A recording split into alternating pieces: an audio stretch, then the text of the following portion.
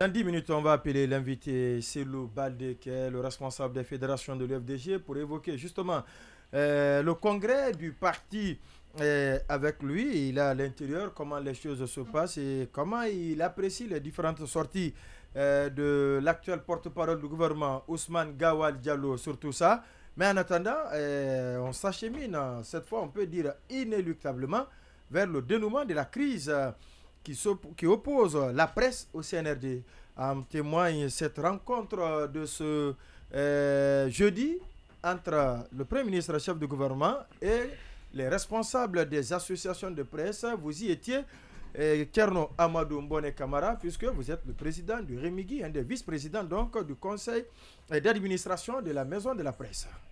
Oui, effectivement, c'est une rencontre qu'on a eue aujourd'hui avec le Premier ministre. Vous étiez aussi présent à cette rencontre en tant que responsable de médias victimes, médias brouillés. Ouais. Et, vous savez, pour rafraîchir peut-être la mémoire, le Premier ministre est à sa deuxième rencontre avec les associations de presse. Quand il a été nommé, il nous a reçus aussi, on a discuté de ce sujet.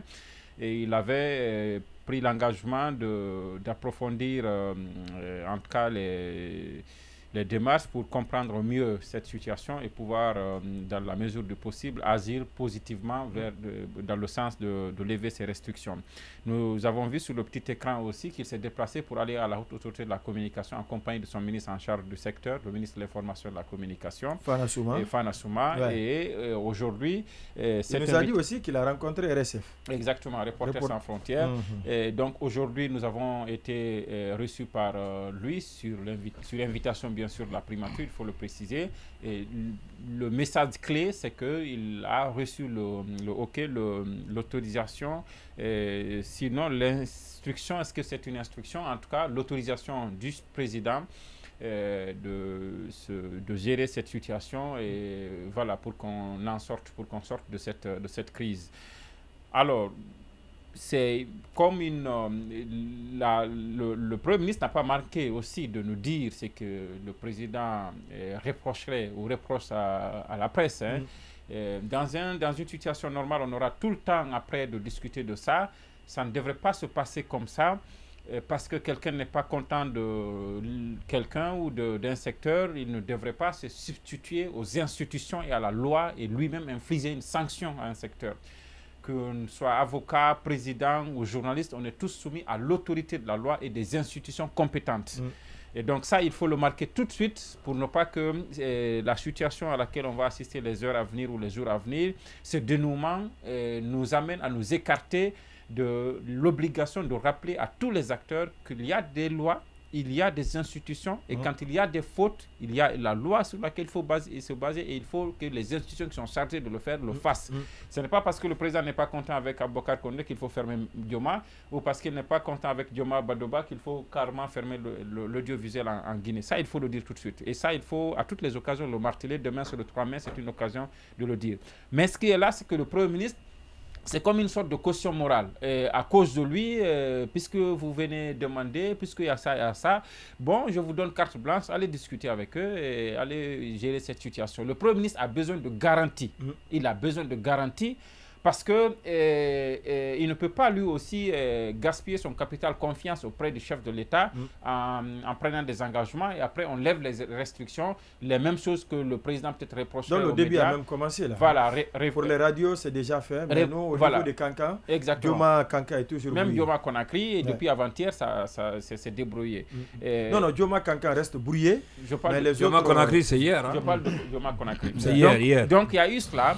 Non, avant-hier. En termes clairs, c'est que le Premier ministre demande aux associations de presse aussi de s'impliquer. Parce que ça, il faut le dire, et c'est nous-mêmes qui avons reconnu ça.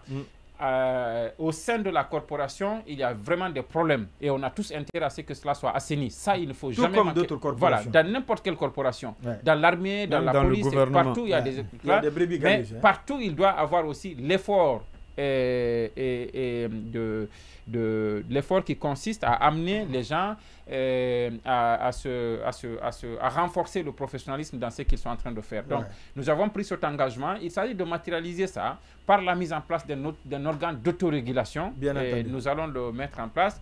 Les heures à venir, ou sinon même peut-être demain, une déclaration pourrait être lue par les associations de presse. Et ensuite, derrière les démarches qui constituent, juste après cette rencontre, nous sommes réunis aussi en association de presse pour travailler sur un document. Actualiser. Exactement, actualiser le document. Et faire parvenir à la primature. Ce document n'est rien d'autre que le document fondateur de l'OGAM. Et l'OGAM, l'institution qu'on va mettre en place, sera gérée par nous et ne fera que faire appliquer les 3 lois. La loi sur la liberté de la presse, la loi sur la haute autorité de la communication qui donne à cette institution aussi le pouvoir de convoquer, d'entendre et de sanctionner si c'est nécessaire un journaliste proportionnellement à la faute qu'il aura commise. Il y a aussi le code de bonne conduite qui est un texte assez important, qui est un texte qui est rédigé par les associations de presse et la HAC et dont j'étais le rapporteur. Donc, il va être très clair au niveau de la corporation, ça va être très clair au niveau des responsables de médias qui vont s'engager auprès des associations de presse qui s'engagent auprès du Premier ministre. Ces textes vont être respectés et il faudra, parce que nous n'accepterons plus jamais que pour des brebis, comment ça s'appelle même encore, des brebis égarées peut-être, que toute une corporation subisse ce qu'on a subi ces derniers temps. Une fois encore, je reviens là-dessus et j'ai commencé par ça. Je dis, ce n'est pas parce que quelqu'un a fait une faute qu'il faut sanctionner toute une corporation. Ce n'est pas parce qu'il y a une faute que quelqu'un doit se substituer à la haute autorité de la communication, à la justice, de venir partir éteindre un média. Ça, on est clair là-dessus. Mais il faut qu'à côté de ce discours, on ajoute aussi qu'à notre sein, nous avons intérêt à faire en sorte que tout le monde fasse l'effort d'aller vers c'est un idéal, ce n'est jamais acquis, personne n'est parfait. Ce que nous faisons tous les jours, c'est un travail humain. Bien entendu. Dans l'armée, les gens tuent, on parle de bavure.